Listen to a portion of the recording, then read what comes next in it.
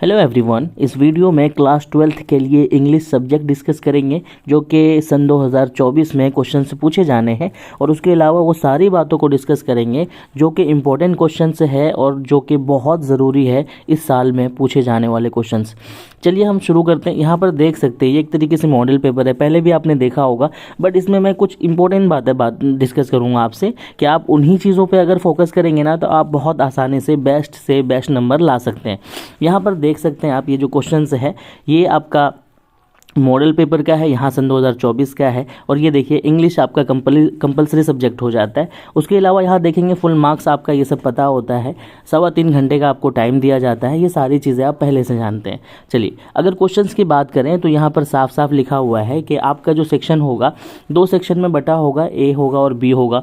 ए में अगर देखेंगे तो ऑब्जेक्टिव होगा, 100 क्वेश्चंस रहेंगे। ये देख सकते हैं 100 में से सिर्फ और सिर्फ आपको 50 करने होते हैं। ये कन्फ्यूज़न बिल्कुल भी नहीं रहे, 100 में से सिर्फ और सिर्फ 50 करने होंगे आपको। और उसके अलावा जो होगा बी में आपका जो होगा सब्जेक्टिव टाइप का होगा, जिसमें से उस पर भी हम लोग डिस्कस करेंगे कि क्या इंपॉर्टेंट टॉपिक हो सकते हैं जिस पर आपको लिख करके या तैयार करके जाना चाहिए। चलिए सबसे पहले हम लोग यहाँ पर देखेंगे इसके क्वेश्चंस को, और उसके अलावा हम इसमें ये भी बात डिस्कस करेंगे कि भाई क्या कहते हैं कि किन टॉपिक पे ज़्यादा ध्यान देना चाहिए आपको, ये भी हम डिस्कस करेंगे। ठीक है, पहला क्वेश्चन यहाँ पर दिया हुआ है। अगर मैं बताऊँ ना आपको, ये क्वेश्चन देख करके मुझे लगता है कि ये बहुत इजी क्वेश्चन है, लेकिन आपको जो है प्रेजेंट ऑफ माइंड यानी कि अपने दिमाग को जो है हाजिर रखने की बहुत ज़रूरी है ऐसे क्वेश्चन को बनाने के लिए। तो आप इसको देखिए और एक बार समझिए कि कैसे कैसे क्वेश्चन इसमें पूछे जा रहे हैं। और आपको पता है ये एक मॉडल पेपर है, तो बहुत क्या कहते हैं कि डैम श्योर है कि ऐसे ही क्वेश्चन आपको हमेशा पूछे जाएंगे आपको अपने एग्जाम में। चलिए शुरू करते हैं। पहला क्वेश्चन यहाँ पर देखेंगे तो लिखा हुआ है कि choose the correct spelled word. एक बात मैं आपको बता दूं कि भाई ये जो स्पेलिंग करेक्शन वाले जो मैटर है ना, जो मतलब कि विषय है, वो तो बहुत पूछा जाना है। 4 से 5 क्वेश्चन पूछे ही जाएंगे। तो मैं आपको ये जो स्पेल करेक्ट वाले जो पोर्शंस होते हैं उसके जो वीडियोज़ भी प्रोवाइड करा दूंगा कि भाई उन सारे वर्ड को आप रट लेंगे ना तो उन्हीं में से कुछ आ जाएंगे आपको। देखिए इन्होंने जो लिखा हुआ है इंटीग्रेशन हो गया, ये देखिए आपको पहले से याद रखना चाहिए कि भाई इंटीग्रेशन का एक्चुअल में क्या होगा स्पेलिंग। तो इसका जो एक्चुअल में राइट आंसर है वो है आपका ए नंबर, इंटीग्रेशन, INTEGRATION। ये आप याद रख लेंगे बहुत बढ़िया से। ठीक है, इंटीग्रेशन हो गया, मैनिपुलेशन हो गया, उसके अलावा जो है इनिशियल हो गया। ऐसे ऐसे वर्ड को आपको याद रख लेना है, स्पेलिंग में से बहुत ज़रूरी है। ठीक है, आगे दूसरा क्वेश्चन देखेंगे, a poor man lives from. अब ये देखो एक चीज़ मैं आपको बता दूं, इस मॉडल पेपर में ये देख के समझ में आता है कि सन 2024 में 2 टाइप के क्वेश्चन बहुत पूछे जाने हैं। एक तो स्पेलिंग वाला होगा देखिएगा, और दूसरा फ्रेज वाला। और फ्रेज जिसे उर्दू में मुहावरा कह सकते हैं, कहावत कह सकते हैं, ऐसे क्वेश्चन बहुत देखने के लिए मिला है। और फ्रेज वाले क्वेश्चन ना थोड़ा टफ कर देता है आपको, आपका पेपर को टफ कर देता है, क्योंकि फ्रेज बहुत आसानी से याद होते नहीं है। लेकिन मैं आपको ये कहूँगा कि फ्रेज में से कुछ वीडियोज़ अगर मैं आपको प्रोवाइड करा दूँ ना, तो उन फ्रेज को अगर अच्छे से रट लेंगे ना तो वो आपको हमेशा के लिए ही याद हो जाएगा। ठीक है, चलिए यहाँ पर क्वेश्चन कह रहा है कि अ पुअर मैन लीव्स फ्रॉम। अब ये कह रहा है कि भाई करेक्ट क्या है वो चूज़ करें आप। ये देखिए लिखा हुआ है कि हैंड टू माउथ। ठीक है, हैंड टू माउथ का मतलब होता है कि बहुत मुश्किल से किसी चीज़ को कमा पाना। कहने का मतलब ये है कि एक गरीब आदमी जो होता है ना, वो मुश्किल से कमाता जितना है उतना वो बेचारा खर्चा कर लेता है। यानी कि बहुत मुश्किल से वो कमाता है और मुश्किल से ही वो उसको खर्चा कर पाता है। तो कहने का मतलब क्या है, ये भी एक मुहावरा है कि एक गरीब आदमी के लिए मतलब कि पेट भर कमाने के लिए भी उसके लिए लाले पड़ जाता है। तो इसका जो राइट आंसर हो जाएगा ए हो जाएगा, हैंड टू माउथ यहाँ पे हो जाएगा। तो नेक्स्ट क्वेश्चन की तरफ हम लोग बढ़ेंगे। देखें यहाँ पर ये क्वेश्चन कहाँ से पूछा गया, आर्टिकल में से पूछा गया। बहुत इजी है और आर्टिकल मैंने पढ़ाया भी है सबको। देखिए यहाँ पे लिखा हुआ है डॉट डॉट करके, gold of south Africa is famous. बहुत आसान है ये। देखो यहाँ पर क्या कहा है कि साउथ अफ्रीका का जो गोल्ड है यानी कि जो सोना है उसके बारे में बोल रहा है कि बहुत फेमस होता है। तो ऑब्वियसली इन्होंने खुद ही इसको क्या कर दिया, विशेष बना दिया है ना, इसको खास बना दिया। साउथ अफ्रीका कह करके इन्होंने खास बना दिया। और आपको पता है कि भाई खास के लिए क्या करते हैं, दा का प्रयोग करते हैं। तो राइट आंसर हो जाएगा सी इसका। चलिए नेक्स्ट की तरफ अगर बढ़ेंगे तो लिखा हुआ है कि रोहन इज स्टिल डांसिंग। अब ये कहाँ से पूछा गया है भाई, ये जो है आपका क्वेश्चन टैग में से पूछा गया है। क्वेश्चन टैग के भी क्वेश्चन यहाँ पर आपको 3 4 5 देखने के लिए मिलेंगे। और क्वेश्चन टैग एक छोटा सा चैप्टर है, अगर आप कहेंगे तो मैं क्वेश्चन टैग का एक वीडियो बहुत बढ़िया से आपको प्रोवाइड करा दूंगा, क्योंकि क्वेश्चन टैग में से भी 3 4 क्वेश्चन पूछे ही गए हैं। तो मैं ये कहूँगा कि क्वेश्चन टैग भी आप एक बार देख लेंगे। चलिए, तो यहाँ पर देखिए, इसको क्वेश्चन टैग को बनाने का जो ईजी तरीका होता है ना, आपको देखना क्या होता है कि भाई ये जो सेंटेंस है पॉजिटिव में है तो आपको क्या करना है, उसका नेगेटिव ढूंढना है। देखिए इज करके है ना यहाँ पे, तो यहाँ पर इज नॉट तो कभी भी नहीं होता है, इज नॉट कभी भी नहीं होता है। वाज नॉट भी इसलिए नहीं होगा कि भी इज करके बात हुआ है। शुड नॉट तो मॉडल वर्ब हो जाएगा, ये इसका राइट आंसर हो जाएगा। इजंट ही, ठीक है ना, इसका राइट आंसर क्या हो जाएगा, Rohan is still dancing isn't he, Rohan अभी तक डांस कर रहा है क्या, नहीं कर रहा है क्या। तो इस तरह के क्वेश्चन यहाँ से इस तरीके से बन जाएंगे। नेक्स्ट आगे बढ़ेंगे यहाँ पे। हाँ, एंटोनिम्स की बात की है, ये कह रहे हैं कि भाई choose the correct antonyms of gather. ठीक है, ये वर्ड है, इसका आपको एंटोनिम्स ढूंढना है। ठीक है, एंटोनिम्स का मतलब होता है उल्टा, है ना, यानी कि जिसको उर्दू में क्या बोलते हैं, मुतजाद बोलते हैं या जिद बोलते हैं, उल्टा माने के, है ना। तो विपरीत जो माने हो रखते हैं। गैदर का मतलब होता है जमा करना किसी भी चीज़ को, और स्कैटल का मतलब होता है बिखेर देना, अलग अलग कर देना। तो ये देखो एंटोनिम्स से भी क्वेश्चन आएंगे, तो एंटोनिम्स भी आपको एक बार रटना जरूरी है, कम से कम 10-15 रट लेंगे ना तो बात बन जाएगी। ठीक है, नेक्स्ट अगर हम बढ़ेंगे यहाँ पे, लिखा हुआ है छठे क्वेश्चन पे कि Sita loves too expensive clothes. Expensive मतलब महंगा, लव्स मतलब तुमको पता है। अब यहाँ पर ये कह रहा है कि भाई ये देखो सीता लव्स, प्रेजेंट में ये टेंस है, तो प्रेजेंट में अगर है तो अगर ये देखेंगे बाय बाय तो कोई मतलब ही नहीं होता, बी भी कोई मतलब नहीं होता, है ना।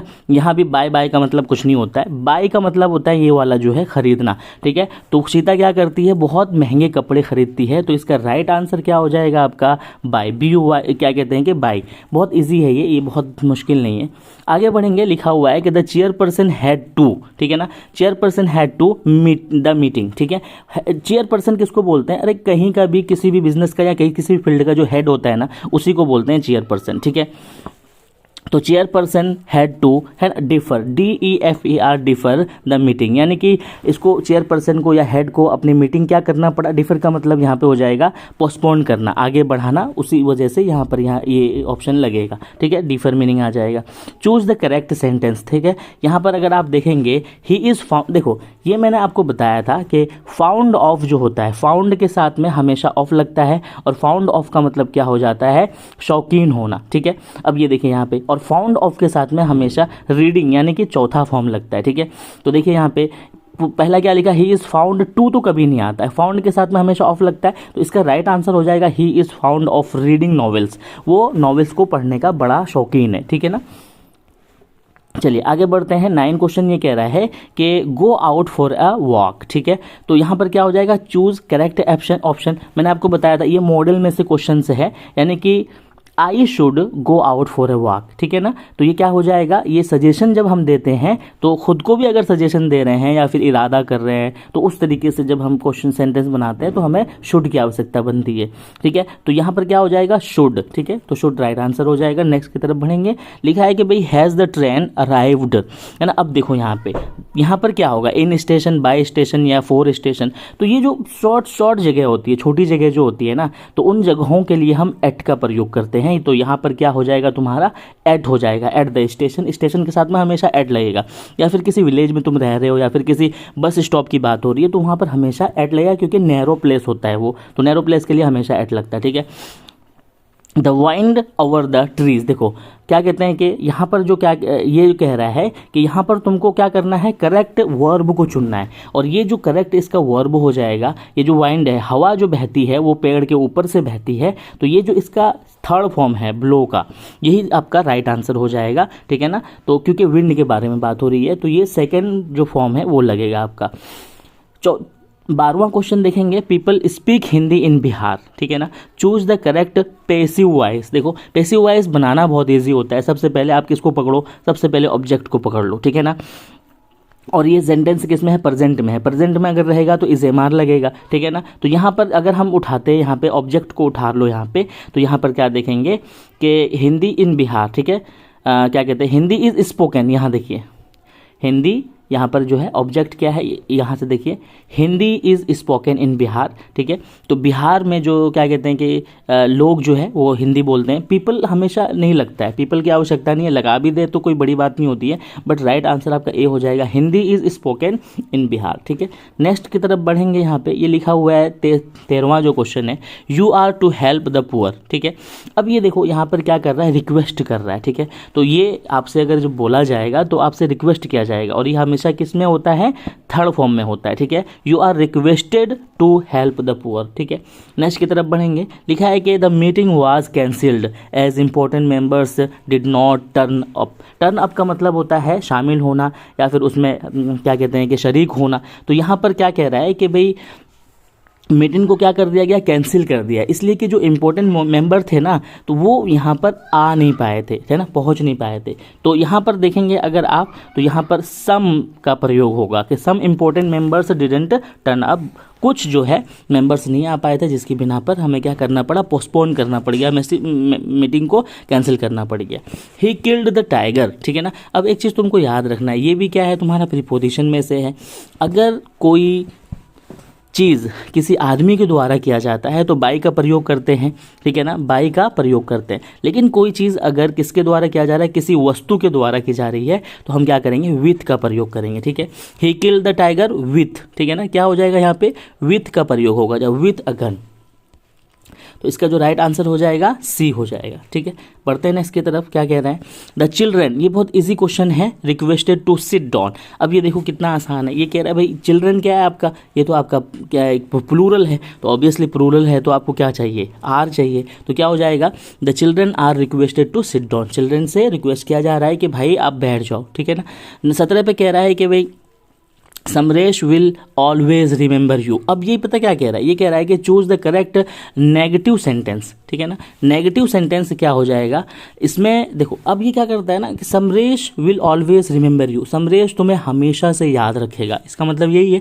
लेकिन तुमको नेगेटिव में ये चीज़ बोलना है और इसका मीनिंग भी सेम यही होना चाहिए जो इसका मीनिंग निकल के आता है, ठीक है। तो ये देखिए, Samaresh will never forget you, बात वही है ना, समरेश तुमको कभी भूलेगा नहीं और समरेश तुमको हमेशा याद रखेगा, बात एक ही है। तो सेम मीनिंग निकल के आ रहा है, एक पॉजिटिव से निकल के आ रहा है, एक नेगेटिव से निकल के आ रहा है। तो इसका राइट आंसर क्या हो जाएगा, Samaresh will never forget you, ए उसका राइट आंसर हो जाएगा।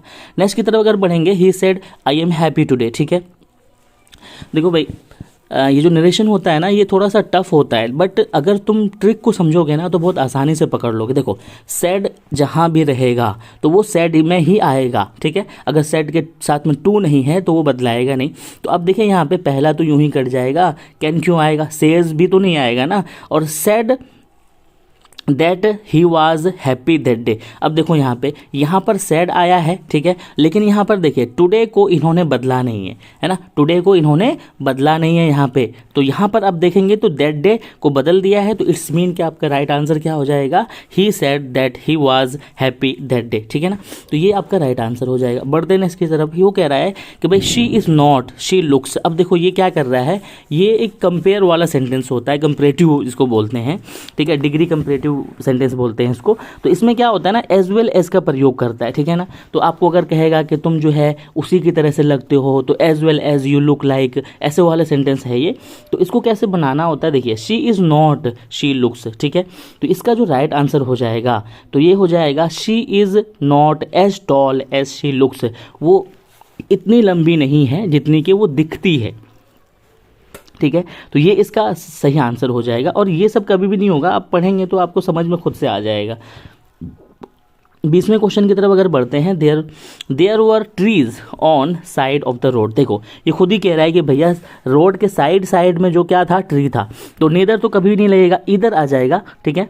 ये देखिए इधर का मतलब हो जाएगा जो साइड की बात हो रही है ना, इधर दोनों तरफ से अगर ये ट्री है तभी ये कह रहा है कि भाई देयर वर ट्रीज, है ना, इधर साइड ऑफ द रोड, है ना, side of the road, road के साइड में ट्री था, ठीक है। अब आगे देखिए क्या लिखा है, ये कह रहा है कि ही सेड दिस, अब देखो ये बहुत आसान होता है, अगर यहाँ पर देखेंगे ना तो हिम सेल्फ इसका राइट आंसर है। क्यों? क्योंकि देयर सेल्फ कभी नहीं आएगा, हर सेल्फ, क्योंकि ही है तो हिम सेल्फ ही आएगा। आपको first person, second person, third person आपको पढ़ाया था तो उसमें बहुत आसानी से ये चीज़ समझ में आ गया था। Study hard you will not pass. अब ये कह रहा है choose the correct combination. Combination का मतलब होता है कि भाई आप जो सेंटेंस बोल रहे हो ना उसको बोल करके देखो कि आप सही सही पूरा सेंटेंस बोल पा रहे हो कि नहीं पा रहे हो। पहला सेंटेंस कहता है you will not pass and you will have, कभी नहीं होगा, ये इस तरह से नहीं बोलता है। हम ये बोलते हैं कि भाई कड़ी मेहनत करो नहीं तो तुम पास हो जाओगे। अब नहीं तो तुम अगर देखोगे ना तो इसमें किस में आ रहा है ये निकल करके, otherwise you will not pass. ठीक है, study hard otherwise you will not pass. Hard study नहीं बोलते हम, स्टडी हार्ड बोलते हैं। तो इसका राइट आंसर क्या हो जाएगा? Study hard otherwise you will not pass. बहुत मेहनत करो नहीं तो तुम पास नहीं हो पाओगे। ठीक है, 23वां क्वेश्चन कह रहा है कि the question of the last examination. अब इसने खुद ही कह दिया ना भाई, लास्ट एग्जामिनेशन बोल करके इसने खुद ही कह दिया कि भाई पास्ट की बात कर रहा हूँ मैं। जब पास्ट की बात हो रही है तो यहाँ पे क्या हो जाएगा, पास्ट वाले वर्ब भी तो चाहिए आपको, लीक्ड हो जाएगा यहाँ पे। ठीक है ना, राइट आंसर।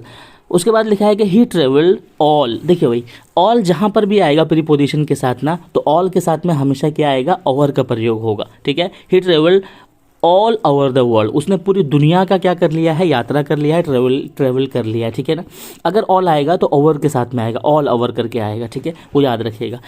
25 में कह रहा है कि भाई she hurt while crossing the road. लड़की जो है जब क्रॉस कर रही थी रोड उस टाइम में उसको मतलब कि चोट लग गया, जख्म, हर्ट मतलब चोट लग गया। तो यहाँ पर ये कह सकते हो आप गॉट का प्रयोग होगा, और गॉट को लेकर के भी क्या कहते हैं कि सेंटेंस पूछे जाते हैं, गेट गॉट करके। ठीक है, तो ये चीज़ आप देख लीजिएगा, गॉट का प्रयोग होगा। ठीक है, कोई किसी चीज़ से आप भीड़ जाना, जैसे कि आपको जख्म हो गया, जैसे कि आपको चोट लग गई। ठीक है ना, तो इस तरीके से आप है ना फीवर पकड़ लिया है ना, तो इस तरीके से सेंटेंस में भी है गॉट का प्रयोग करते हैं। ठीक है, कोई चीज़ प्राप्त कर लिया है ना, एक्सेप्ट कर लिया, वहाँ पर भी हम गॉट का प्रयोग करते हैं।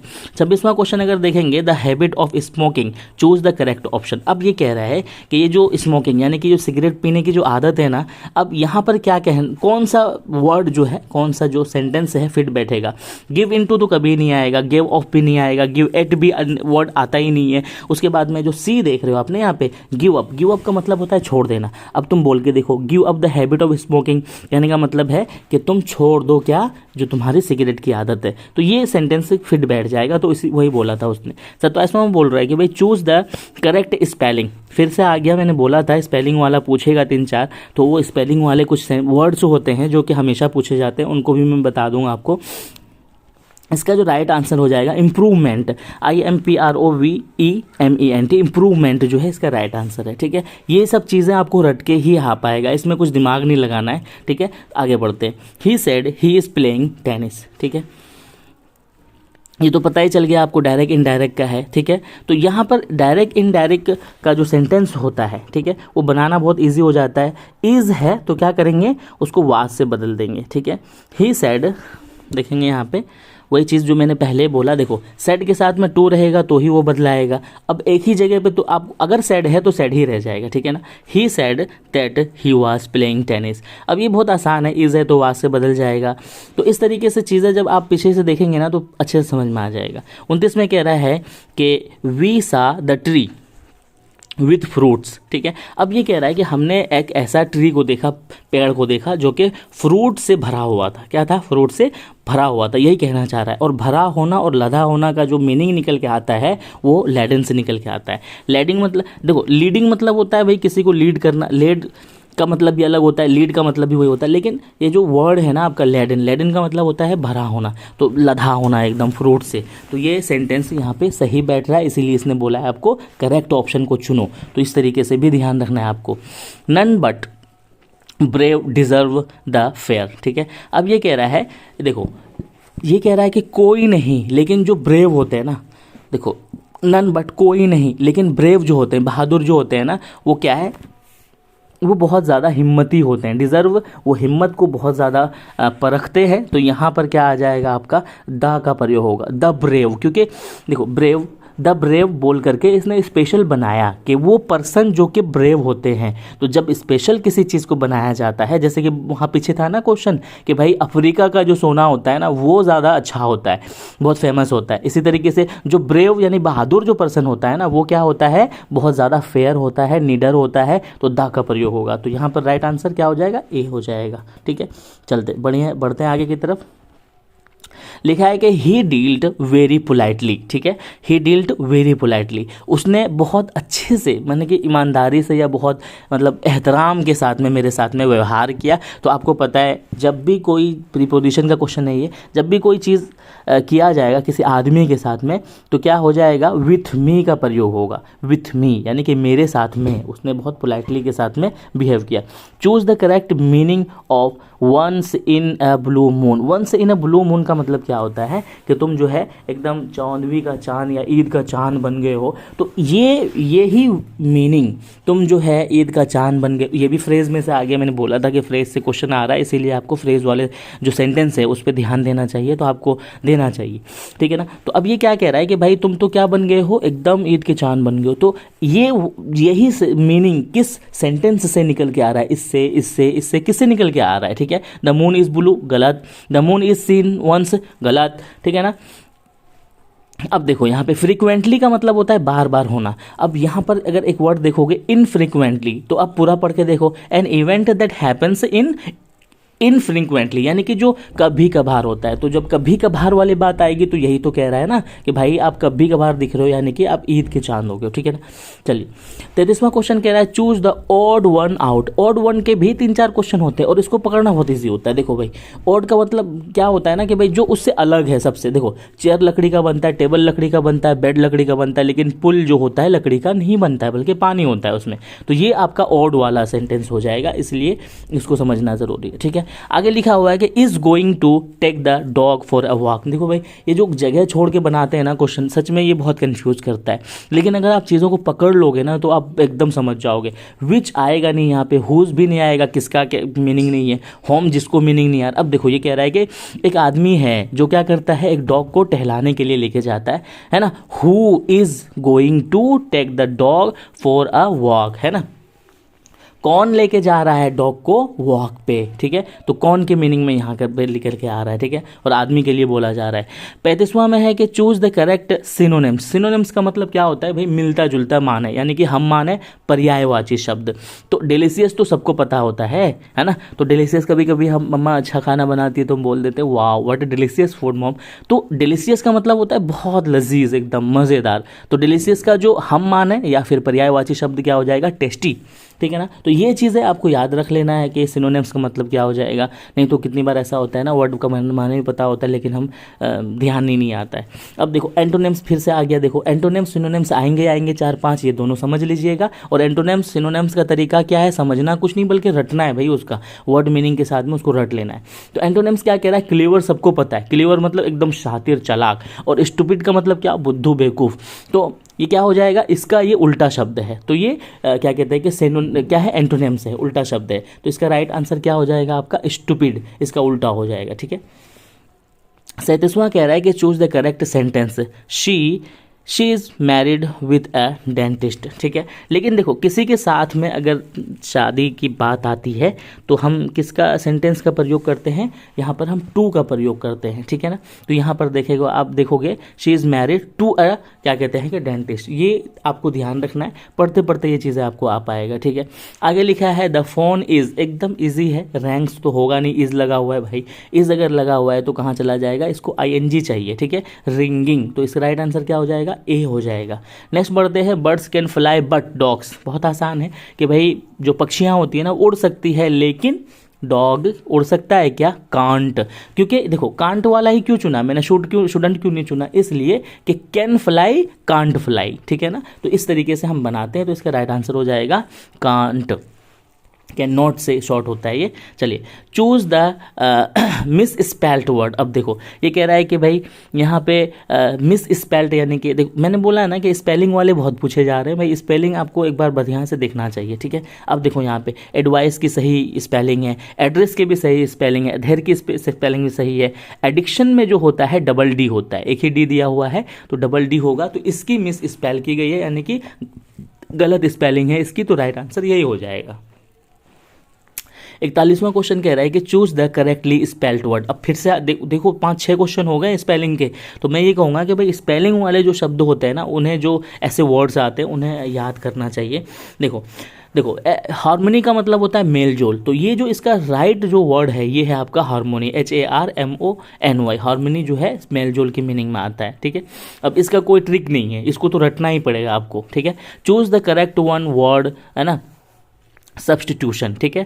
वन वर्ड सब्सटीट्यूशन ये बहुत मज़े की चीज़ है, ठीक है। एक होता है कि भाई विजिएबल, एक होता है इनविजिएबल। विजिएबल देखने के लायक, इनविजिएबल ना देखने के लायक। इसी तरीके से इसने आपको ये क्या बोला है कि भाई आप क्या चुनो सब्सटीट्यूशन, ऐसे वर्ड जो कि उसी मीनिंग में उल्टा माने रखता हो, ठीक है ना। अब देखो, अब एक वर्ड होता है sound that can't be here, ऐसा आवाज़ जो कि सुनी नहीं जा सकती है ना।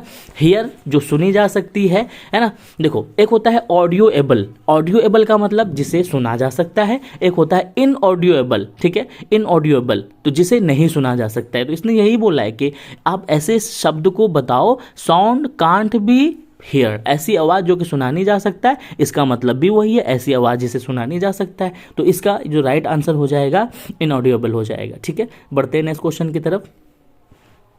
43 में कह रहा है I can't want to go to Africa, I love my country. ये बहुत आसान होगा, ये कह रहा है कि भाई मैं अफ्रीका नहीं जाना चाहता। क्यों नहीं जाना चाहता? इसलिए कि मैं अपनी कंट्री से प्यार करता हूँ, बिकॉज, है ना। यहाँ पे राइट आंसर क्या हो जाएगा? बिकॉज, इसलिए कि मैं अपनी कंट्री से प्यार करता हूँ, ठीक है। आगे देखते हैं, which of these two pens is. अब देखो जब दो पेन का कंपेयर किया, अब देखो यहाँ पे जो है ना डिग्री यानी कि कंपैरेटिव वाले जो डिग्री के क्वेश्चंस है वो भी 2-3 पूछ लिए गए, इन्हें भी थोड़ा समझना चाहिए आपको, तो ठीक है। अब देखो गुड, है ना, बेटर, बेस्ट, इस तरीके से क्वेश्चन बनता है, ठीक है। तो यहाँ पर दो पेन्स की बात हो रही है ना, जब दो चीज़ों में कंपेयर किया जाए ना तो बेटर का प्रयोग होता है, ठीक है ना, बेटर का प्रयोग होता है। तो यहाँ पर भी राइट आंसर क्या हो जाएगा आपका? बेटर आपका राइट आंसर हो जाएगा, ठीक है। बढ़ते हैं नेक्स्ट क्वेश्चन की तरफ। कह रहा है कि चूज द ऑड वन, फिर से आ गया ऑड वन वही वाला, ठीक है ना। तो अब देख लोगे, ये सब बनाना आसान होता है बट आपको दिमाग लगाना है एक बार। बॉक्सिंग, है ना, रेसलिंग, बॉक्सिंग मतलब घुसा से लड़ते हैं, रेसलिंग मतलब एकदम वो भी एक लड़ाई है लेकिन वो एकदम उठापटक वाली होती है, कराटा भी मारपीट वाला है, बट क्या है लॉन्ग जंप ये अलग है। तो इसका राइट आंसर आप ही बता सकते हो ना, डी। क्यों? क्योंकि ये थोड़ा अलग है उससे। चलिए आगे लिखा है कि this question are very easy. ये क्वेश्चन जो है बहुत ज़्यादा इजी है। देखो ये किसका आ गया? ये भी क्वेश्चन टैग का आ गया, फिर से क्वेश्चन टैग का आ गया। क्वेश्चन टैग में क्या होता है? हमको सब्जेक्ट को पकड़ना होता है और हमको हेल्पिंग वर्ब को पकड़ना होता है। दिस क्वेश्चन सब्जेक्ट और ये जो हेल्पिंग वर्ब है यहाँ पे, अब ये देख सकते हो ये आर दे तो कभी नहीं होगा क्योंकि क्वेश्चन टैग में तो नेगेटिव होता है। वोंट भी कभी नहीं होगा, वर नॉट भी कभी नहीं होगा क्योंकि आर है भाई। तो यहाँ पर क्या है? अरंट दे क्यों बोल रहा है? क्योंकि दिस क्वेश्चन की बात हो रही है और आर क्यू की जगह पे आरंट हो जाता है, आर नॉट हो जाता है। तो राइट आंसर हो जाएगा बी, इसका राइट आंसर हो जाएगा, ठीक है। बड़े नेक्स्ट क्वेश्चन की तरफ। 47 में कह रहा है choose the correct meaning of to break the ice. To break the ice, ये देखो फ्रेज फिर से इसने पूछ लिया। फ्रेज तो देखना है आपको, 3 चीज़ें देखनी है, स्पेलिंग देखनी है और क्वेश्चन टैग देखना है ज़्यादा से ज़्यादा, और क्या है? फ्रेज आइटम्स बहुत ज़्यादा देखना है, आइटम्स सबसे ज़्यादा, फ्रेज बहुत ज़्यादा, जैसे मुहावरा कहते हैं, कहावत कहते हैं। उन अगर कहोगे तो मैं वो सारी चीज़ें वीडियो जो है एक मैं प्रोवाइड करा दूंगा, उनको रट लोगे तो बात बन जाएगी। टू ब्रेक द आइस का मतलब क्या होता है? चुप्पी तोड़ देना, यानी कि कोई आदमी चुपचाप बैठा हुआ है, अब उसने चुप्पी तोड़ दिया। अब ये कह रहा है कि भाई इसी माने के जो ये जो शब्द है ना, जो ऐसा वर्ड बताओ जो कि यही माने रखता है, चुप्पी तोड़ देना। अब देखो यहाँ पे एक वर्ड आया हुआ है to break the awkward silence. To break the awkward silence यानी कि एक अजूबा सा साइलेंस, यानी कि चुप्पी मेरे अंदर में थी और मैंने उसको तोड़ दिया, टू ब्रेक तोड़ दिया। तो इसका जो सेम मीनिंग है इसमें निकल के आया कि नहीं? इसका और इसका सेम मीनिंग निकल के आया, तो राइट आंसर क्या हो जाएगा? सी इसका राइट आंसर हो जाएगा। तो ऐसी चीज़ें भी ध्यान रखना है। I am a piece of cake, ठीक है ना, I am a piece of cake, ठीक है। अब देखो आई के साथ में क्या लगता है, हैव का प्रयोग होता है, हैज़ तो कट जाएगा, तो हैव यहाँ इसलिए नहीं होगा क्योंकि एम लगा हुआ है, हैड भी नहीं होगा, लेकिन यहाँ पर क्या हो जाएगा, I am having a piece of cake, ठीक है ना, I am having a piece of cake, ING के साथ में लगेगा। Green chilli is very rich vitamin C, green chilli के अंदर में बहुत क्या कहते हैं कि रिच होता है, यानी कि विटामिन सी ग्रीन चिल्ली के अंदर में क्या होता है, बहुत ज़्यादा होता है ना। तो अब ये क्या हो जाएगा, इन का, इन विटामिन सी है ना, तो यहाँ पर क्या हो जाएगा आपका, इन का प्रयोग हो जाएगा, आई एन का प्रयोग हो जाएगा, इन का प्रयोग हो जाएगा, यानी कि ग्रीन चिल्ली में विटामिन सी बहुत होती है। 50वां क्वेश्चन कह रहा है he doesn't any control over his anger, क्या कहते हैं कि ही डजंट, है ना, he doesn't have any control, है ना। उस देखो जब आप नोट वाला सेंटेंस बनाते हो ना, जैसे आप ये कहोगे ना कि भाई आई हैव, है ना, आई हैव द मनी, है ना, लेकिन जब नोट वाला सेंटेंस ये देखो यहाँ पे आई नहीं है, देखो ही है ना यहाँ पे, लेकिन जब आप नोट वाला सेंटेंस बनाओगे ना तो आपको हे हैव का प्रयोग करना है, हैज़ का नहीं करना है। तो इसका राइट आंसर क्या हो जाएगा कि he doesn't have any control over his anger, उसने अपने एंगर यानी कि गुस्से पे किसी तरह से काबू नहीं कर पाया, ठीक है। तो इसका राइट आंसर क्या हो जाएगा, हैव हो जाएगा, ठीक है। 51वां क्वेश्चन क्या कह रहा है कि it is time for the shop to be open. अब ये देखो क्वेश्चन क्या कह रहा है, choose the correct active voice, ठीक है। अब देखो इसने पैसिव वॉइस खुद ही बना दिया है, अब तुमको क्या चुनना है, एक्टिव वॉइस ही चुनना है ना। It is time to open the shop, क्योंकि कभी भी एक्टिव वॉइस के साथ में टू बी का प्रयोग नहीं होता है, जैसे यहाँ पर देख रहे हो ना, टू बी ये देखो शब्द, तो ये पैसिव वॉइस है, ठीक है। आपको एक्टिव वॉइस चुनना था तो और आसान था ये, it is time to open the shop. बढ़ते हैं नेक्स्ट की तरफ, Girija was born in Hyderabad but mother. अब देखो ये क्या कह रहा है, बट मदर, यहाँ पढ़ोगे तब जा करके इसको भी साथ में पढ़ोगे तब समझ में आएगा। तो कहने का क्या मतलब है कि गिरजा जो है कहाँ पैदा हुई, हैदराबाद में हुई है, लेकिन उसकी माँ कहाँ पर पैदा हुई है, बिहार में हुई है। तो उसकी के लिए यहाँ पर क्या लगाओगे, गिरजा एक लड़की है, ठीक है ना, तो उसके लिए के लिए क्या लगाओगे, हर मदर, ठीक है ना। ये चीज़ें तो बताया हुआ है फर्स्ट पर्सन सेकंड पर्सन के अनुसार, ठीक है। 53 क्वेश्चन क्या कह रहा है कि माई सिस्टर, है ना, गो टू वर्क टुडे, ठीक है, गो टू वर्क टुडे, ठीक है। यहाँ पर क्या हो जाएगा, यहाँ पर हैजेंट नहीं होगा, ठीक है, क्या कहते हैं कि वाजंट भी नहीं होगा, मस्ट हैड टू भी नहीं होगा, यहाँ ज़्यादातर देखो क्या होगा, डजंट हैव टू। तो इसका जो एक्चुअल में मीनिंग निकल के आएगा अगर तुम देखोगे कि my sister doesn't have to work today, में हैव टू का मतलब होता है किसी काम को मतलब करना पड़ता है, इसी तरीके से। तो क्या कह रहा है कि मेरी सिस्टर को आज के दिन काम नहीं करना पड़ता है, तो राइट आंसर क्या हो जाएगा आपका, doesn't have to go to work today, ठीक है। मेरी सिस्टर को आज के दिन काम पर जाना नहीं पड़ता है, एक्चुअल में ये मीनिंग हो जाएगा इसका, ठीक है। बढ़ते हैं नेक्स्ट की तरफ, कह रहा है 54, आई रिफ्यूज्ड टू द क्या कहते हैं कि ब्राइब्ड ऑफर टू मी। देखो ऐसे ऐसे कोई कभी कभी वर्ड आ जाते हैं ना कि आपको समझ में आएगा भी तो एक कुछ वर्ड आपको परेशान कर देगा। ब्राइब्ड का मतलब होता है घूस लेना, ठीक है। अब ये कह रहा है कि आई रिफ्यूज्ड यानी कि इनकार कर देना, किस चीज़ से इनकार कर देना, एक्सेप्ट, ये देखो यहाँ पे एक्सेप्ट। बाकी देखो इसकी तो भाई स्पेलिंग ही गलत है, ये तो लगेगा ही नहीं, है ना। एक्सेप्ट ये नहीं होगा, के अलावा, घूस के अलावा मैंने बाकी चीज़ें लिया, नहीं होगा। ये सब बिठा करके देखोगे तो बात बन जाएगी। तो क्या कह रहा है कि आई रिफ्यूज्ड, मैंने इनकार कर दिया, accept the bribed offer to me, जो कि घूस मुझे ऑफर किया जा रहा था, दिया जा रहा था, मैंने उसको लेने से इनकार कर दिया, ठीक है। तो इसका राइट आंसर हो जाएगा ए। 55 जो क्वेश्चन है वो कह रहा है वी अराइव्ड ऑन। अब देखो क्या कह रहा है, 4th ऑफ जुलाई। ये बात आपको याद रखना है। देखो एक जो होता है फर्स्ट करके जो बोलते हैं ना, फर्स्ट, सेकंड, है ना, third, fourth, fifth, sixth, seventh, इस तरीके से जितने भी जो वर्ड होते हैं उन सब के साथ में किसका प्रयोग होता है, दा का प्रयोग होता है, याद कर लेना, ठीक है। Fifth, fourth, sixth, seventh, eighth, इस तरीके से जितने भी शब्द, 11th, 12th, सब के साथ में किसका प्रयोग होता है, दा का। और ये आर्टिकल प्रीपोजिशन में से, आर्टिकल में से क्वेश्चन, ठीक है। 56 क्वेश्चन क्या कह रहा है कि आई शहबाज फैमिली, ठीक है। अब ये कह रहा है कि आई, अब देखो आई एम नॉट नो ऐसा नहीं होता है कोई, है ना, आई एम नॉट नो कभी नहीं होता है, आई डजंट नहीं होता है, ठीक है ना, आई डजंट कभी नहीं होता है, डज किसके साथ होता है, वो सिंगुलर के साथ में होता है, आई इसमें प्लूरल माना जा रहा है, तो यहाँ क्या हो जाएगा, I don't know Shahbaz family, मैं शहबाज की फैमिली को नहीं जानता, ये बोलने की कोशिश कर रहा है ये, ठीक है। आगे अगर देखेंगे 18वां क्वेश्चन क्या कह रहा है कि ही अराइव टुमारो। अब देखो टुमारो आ गया भाई, तो यहाँ से फट से पकड़ लेंगे, ठीक है। टुमारो जो है अगले दिन को कह रहा है, नीड नहीं लगेगा, कैन भी नहीं लगेगा, है ना, लीस्ट भी नहीं लगेगा। अब यहाँ क्या लगेगा, टुमारो कल की बात करेगा तो यही विल लगेगा ना, क्योंकि विल आगे के साथ में प्रयोग होता है, ठीक है। तो यहाँ पर आपने मेरे भी के बहुत कुछ समझ लिया, और यहाँ तक जितने भी क्वेश्चंस थे। अब देखिए जो 60 यानी कि 60वां जो क्वेश्चन है क्या कह रहा है कि were there guest in the wedding, ठीक है। अब क्या बोल रहा है यहाँ पे, गेस्ट की बात हो रही है कि जितने भी गेस्ट थे यानी कि जितने भी मेहमान थे वो बहुत ज़्यादा जुटे हुए थे, कहाँ पर, वेडिंग में, शादी के टाइम में। तो ये किसमें आदमी की बात हो रही है, तो आदमी की जब बात होगी मच नहीं होगा, लॉट भी नहीं होगा, लॉट्स भी नहीं, बल्कि मैनी क्या हो जाएगा, वेयर क्या लिखा हुआ है, were there many guests in the wedding, क्या है, शादी में बहुत ज़्यादा लोग जमा हुए थे, ठीक है ना। तो इस तरीके के सारे क्वेश्चन आपने देखा, और मैं ये कहूँगा अब इसके बाद में जो 61वां क्वेश्चन है वो आपकी किताब में से होगा, और किताब में से ज़्यादातर जो क्वेश्चन होगा वो बिल्कुल मैं पहले से भी बोलता आया हूँ, कहाँ से होगा, पोइट्री में से होगा, ठीक है ना, कविता में से होगा।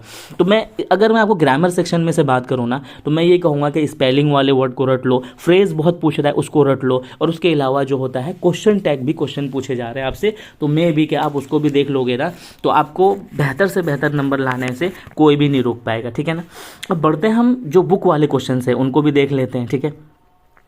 कह रहा है कि भाई 61वां जो क्वेश्चन है, our ancestor were very happy with true rule. अब देखो आपको पता होगा ये जब क्वेश्चन हमने पढ़ाया था आपको, ये क्या है, इंडियन सिविलाइजेशन जो हम लोग का चैप्टर का नाम था, इंडियन सिविलाइजेशन, उसमें से लिया गया है, और इसका राइट आंसर हो जाएगा क्या, विथ ट्रू होम रूल, ठीक है। क्या है कि हमारे जो पूर्वज थे ना, कि भैया जो हमारे घर के कानून बने थे ना उसी में खुश रहते थे, उनको नहीं चाहिए था बाहर के बहुत सारे झमेले, ठीक है। 62वां क्वेश्चन देखेंगे, was our helmed by the love and trust of Indian people, ठीक है। अब ये कह रहा है कि भाई ये जो सेंटेंस है, देखो कितना हार्ड है ये सेंटेंस, अब ये सेंटेंस आदमी कैसे याद रखेगा। अब ये कह रहा है कि भाई ये किसने कहा है, ठीक है। तो जब अगर इसको देखोगे ना, तो ये कहाँ से लिया गया है, भारत इज माई होम से लिया गया है, और ये बहुत अच्छा सेंटेंस है जो उन्होंने बोला है ना, कि मुझे इंडियन पीपल से बहुत ज़्यादा प्यार मिलता है, और इसका राइट आंसर क्या हो जाएगा, डॉक्टर जाकिर हुसैन हो जाएगा, ठीक है। तो इस मीन के आपको जो एक्चुअल मतलब होता है ना, थोड़े से ताज्जुब वाले सेंटेंस जो आपको कहानी में से मिलते हैं उनको ध्यान रखना चाहिए और उनको ध्यान से पढ़ना चाहिए, ठीक है। Nanu Kaka visited Delhi to meet some, वो है पिंच ऑफ स्नैप में से क्वेश्चन है ये। नानू काका एक बहुत कॉमेडियन कहानी है, जब पढ़ाया था मैंने, किससे मिलने के लिए जाता है, ये तो मिनिस्टर से मिलने जाता है, ये तो बहुत इजी है ना। उसके बाद में लिखा हुआ है कि a marriage proposal and with, ठीक है ना। ए मैरिज प्रपोजल जो है ना, यानी कि ये एक पूरी कविता है मैरिज प्रपोजल, ये कहानी जो ख़त्म होती है वो कहाँ पर होती है, marriage of Lomo and Natalia, marriage of Lomo and Natalia पे ख़त्म होती है। तो इसके क्या समझ में आया कि भाई हमको कविता के जो सेंटेंस है, फ्रेज, वो भी हमको पढ़ के ध्यान रखना है कि भाई कहाँ से कहाँ तक ये कहाँ कविता है, उसको भी ध्यान रखना है, ठीक है ना। तो आई होप कि ये भी समझ में आ गया होगा। बढ़ते हैं 65वें क्वेश्चन की तरफ। ये कह रहा है कि is what should be learn from Indian people, क्या हमको क्या सीखना चाहिए इंडियन पीपल से, ठीक है ना। 65वां क्वेश्चन कह रहा है कि हमको क्या सीखना चाहिए इंडियन पीपल से, तो ठीक है। तो इंडियन पीपल से हमको क्या सीखना चाहिए, ह्यूमैनिटी, सब बोलता है ये, है ना। क्या इसमें क्या कहते हैं कि आपको इंडियन सिविलाइजेशन में से पूछा गया है कि भाई इंडिया में अगर कोई चीज़ सीखने के लायक है तो वो क्या है, वो है आपका ह्यूमैनिटी, यानी कि मानवता, इंसानियत सीखने की, हमदर्दी सीखने की ज़रूरत है, ठीक है।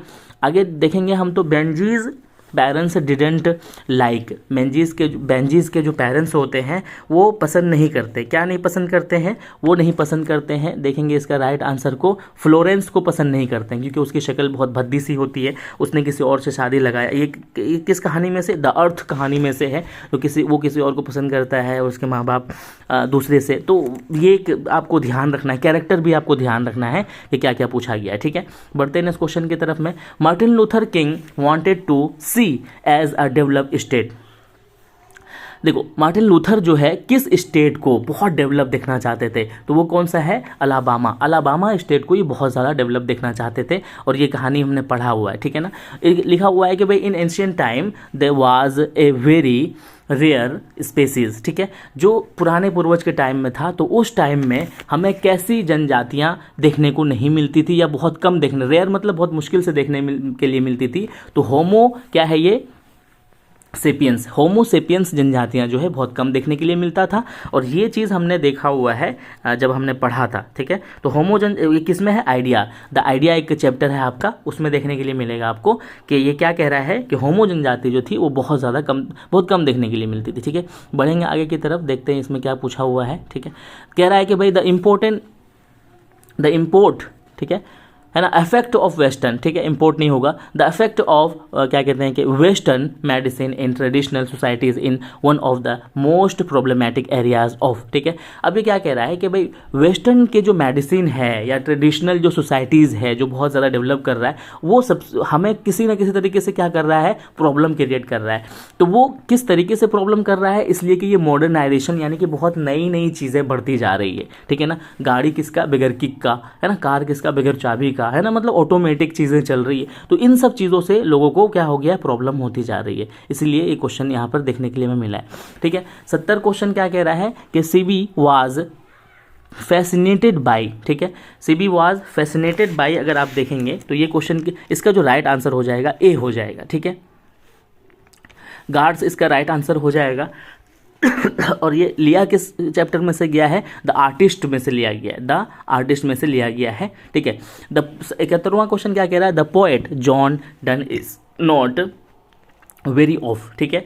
नॉट वेरी का मतलब होता है कि पूरी तरीके से क्या हो जाना, ऊब जाना, वेरी का मतलब ऊब जाना। तो इसका राइट आंसर क्या हो जाएगा, हिज वाइफ। जॉन डन की कहानी आपने पढ़ा है, वो अपनी वाइफ को कहता है कि भाई मैं आपसे ऊब नहीं गया हूँ, मैं तुमको छोड़ के जाना नहीं चाहता, ठीक है ना। तो वेरी का मतलब ऊब जाना, तो वो अपनी वाइफ से नहीं ऊबता है, ठीक है, ये इसका राइट आंसर है। तो देखो कविता को हमको बहुत गौर से पढ़ना चाहिए, इससे तो यही समझ में आ रहा है। I now 37 year old in perfect health begin is from, यानी कि ये जो सेंटेंस है, ये जो लाइन है, किस चैप्टर से उठाया गया है, ठीक है ना। ये जो लाइन है किस चैप्टर से उठाया गया, यही पूछ रहा है। तो क्या है तुम्हारा, song of my self, song of my self से उठाया गया है, ठीक है। नेक्स्ट अगर बढ़ेंगे, 73वां क्वेश्चन कह रहा है and the prams go rolling on. ये तो आपको आप ये भी देखो, लाइन टू लाइन उठा के दे देता है ना। Now the leaves are falling fast से लिया गया है, कह रहा है कहाँ से लिया गया है, now the leaves are falling fast. देखो लाइन टू लाइन उठा लेता है, तो मैं ये कहूँगा कि जितने भी कविताएं हैं उनको रट लो, है ना, क्योंकि लाइन उठा के पूछेगा किस में से लिया गया, तो आपको याद रहना चाहिए। Burton Brook express his love of, है ना, फॉर हिज क्या, कंट्री। बर्टन ब्रूक जो है वो अपना प्यार जो है किसके लिए जताता है, अपनी कंट्री के लिए जताता है, ठीक है ना। तो ये जो क्वेश्चन है आपका, अपनी क्वेश्चन ये कंट्री के लिए जो जताता है अपना, ये चीज़ भी आपने अपने चैप्टर में देखा होगा। Who wrote ode to autumn, ठीक है, who wrote ode to autumn, ये क्वेश्चन बहुत फेमस है और ये बहुत इजी भी हो गया ना कि भाई किसने लिखा है, तो जॉन केट्स ने लिखा हुआ है, ये चीज़ भी आपको रटना है, ठीक है। However rare it be is from, ठीक है।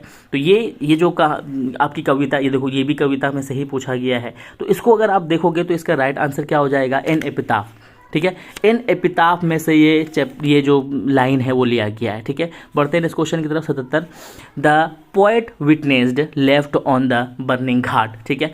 तो जो पोएट एक विटनेस होता है कि भैया उसको वो कहाँ पर छूट जाता है, बर्निंग घाट पे, तो इसकी जो मीनिंग निकल के आती है ग्रे एशेस, यानी कि जले हुए राख। ग्रे एशेस से इसका मीनिंग निकल के आता है यानी कि जले हुए राख, तो इसका यही राइट आंसर हो जाएगा। 78 क्या कह रहा है कि he is the bafflement of Scotland Yard is from, ठीक है।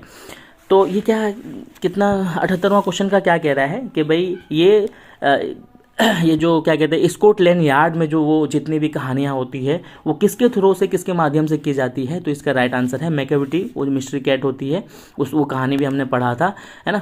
The poetess got from the grand mother, एक कहानी आपने पढ़ा होगा, जो एक बच्चा अपनी कहानी को पेश कर रहा होता है, कहानी सुना रहा होता है, तो वो अपनी ग्रैंड मदर से, है ना, अपनी दादी अम्मा से क्या प्राप्त करता है, तो यहाँ आप देखेंगे डी नंबर पे लव, यानी कि उसको अपनी दादी अम्मा से लव बहुत मिलता है। But must I confess how I liked him is from, देखो फिर से इसने पूछ लिया ना। 80 क्वेश्चन क्या कह रहा है, 80 का जो क्वेश्चन है वो ये कह रहा है कि ये जो लाइन है ना, but I must confess how I liked him, ये लाइन कहाँ से ली गई है, तो इसका राइट आंसर हो जाएगा स्नेक, एक आपकी कविता है स्नेक में से ली गई है। तो मैं ये फिर से कहूँगा कि कविताओं को लाइन टू लाइन रट जाओ, क्योंकि वहीं से ये चीज़ें ज़्यादा से ज़्यादा पूछ रहा है। Who were together called a Anglo Saxons and Angles, है ना, तो ये पूछ रहा है कि भाई ये जो सेंटेंस है ये किसने कहा है और किस तरीके से किसको बोला है, तो इसका राइट आंसर क्या हो जाएगा, है ना, जूट्स हो जाएगा। ठीक है, इसका आंसर जो हो जाएगा जूट्स। ठीक है, क्योंकि ये तीनों मिला करके एक क्या कहते हैं कि एक कविता में से चीज़ें बनती है, तो ये आपका जूट्स है। ये आपको इंग्लिश जो हिस्ट्री का क्वेश्चन पूछा हुआ है यहाँ पे। ठीक है, 82 क्वेश्चन कह रहा है कि in Indian and Pakistan English is spoken as a कौन सा लैंग्वेज, इंडिया और पाकिस्तान में। ये तो कॉमन सेंस वाले क्वेश्चन है कि इंडिया और पाकिस्तान में अगर हम देखें तो फर्स्ट लैंग्वेज हमारी क्या होती है, अपनी मातृभाषा होती है, और हमारा सेकंड लैंग्वेज क्या हो जाएगा, इंग्लिश। तो वही कह रहा है कि सेकंड लैंग्वेज क्या होगा, तो इंग्लिश इसका सेकंड लैंग्वेज होगा हमारा। तो राइट आंसर क्या हो जाएगा, ए हो जाएगा कि सेकंड लैंग्वेज मानी जाती है इंग्लिश।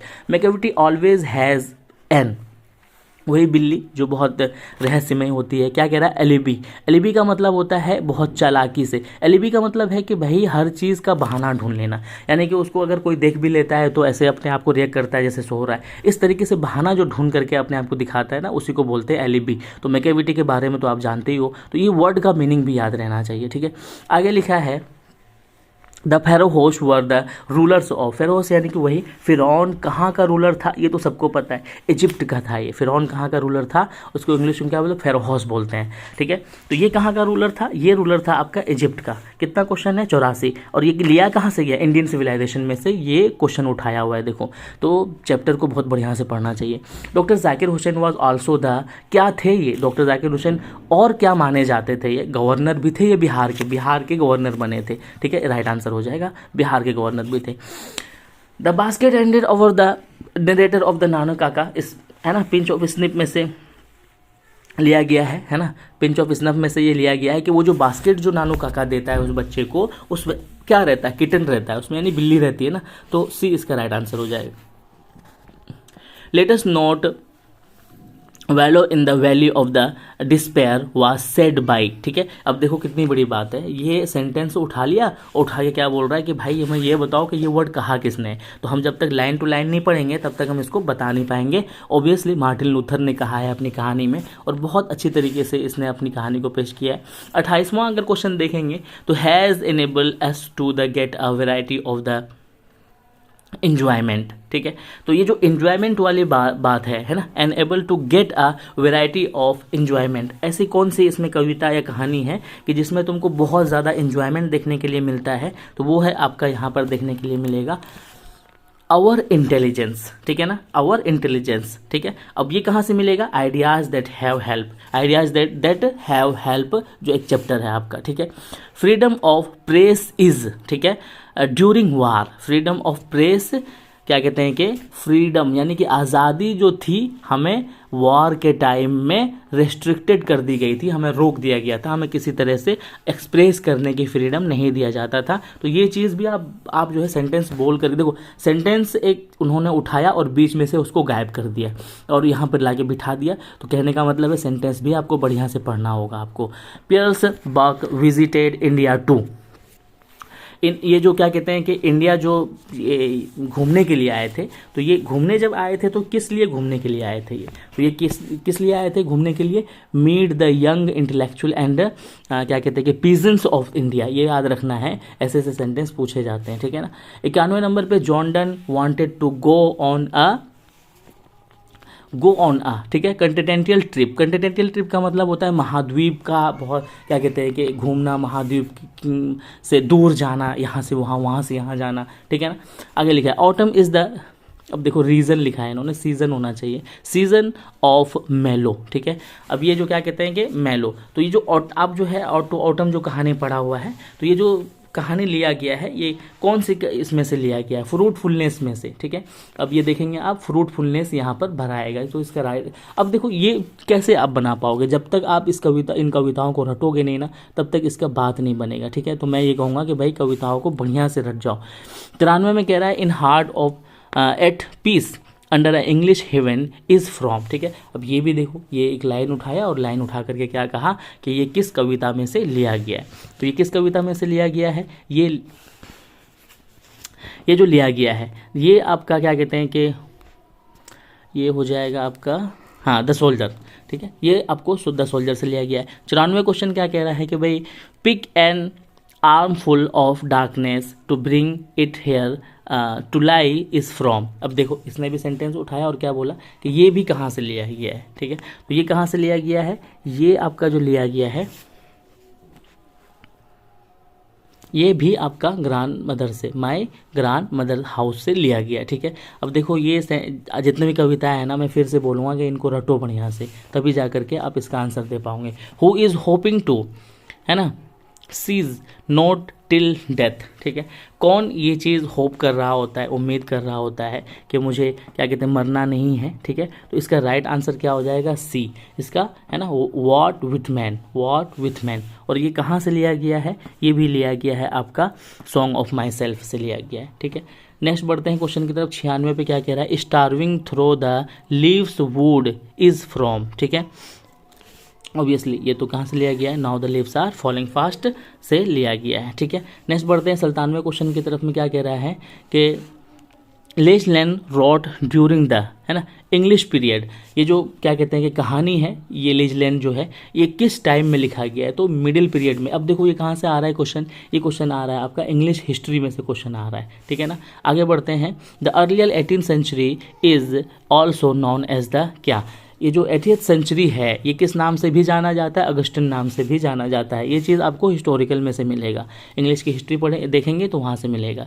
99 क्वेश्चन क्या कह रहा है कि scholars were know as the university, है ना, यूनिवर्सिटी विट्स। कुछ जो क्वेश्चंस है वो बहुत ज़्यादा फेमस होता है। देखिए एलिजाबेथ, ये हमेशा से याद रखना, कुछ इस तरह से क्वेश्चन स्कॉलर के बारे में हो या फिर हिस्ट्री के बारे में हो तो एलिजाबेथ का हमेशा नाम आता है, तो ये भी याद रखिएगा आप। बढ़ते हैं इस क्वेश्चन की तरफ में। क्या कह रहा है कि he has enrich the English language, has enrich the English language. इसका राइट आंसर देखेंगे हम, क्या हो जाएगा, बोरोविंग, ठीक है।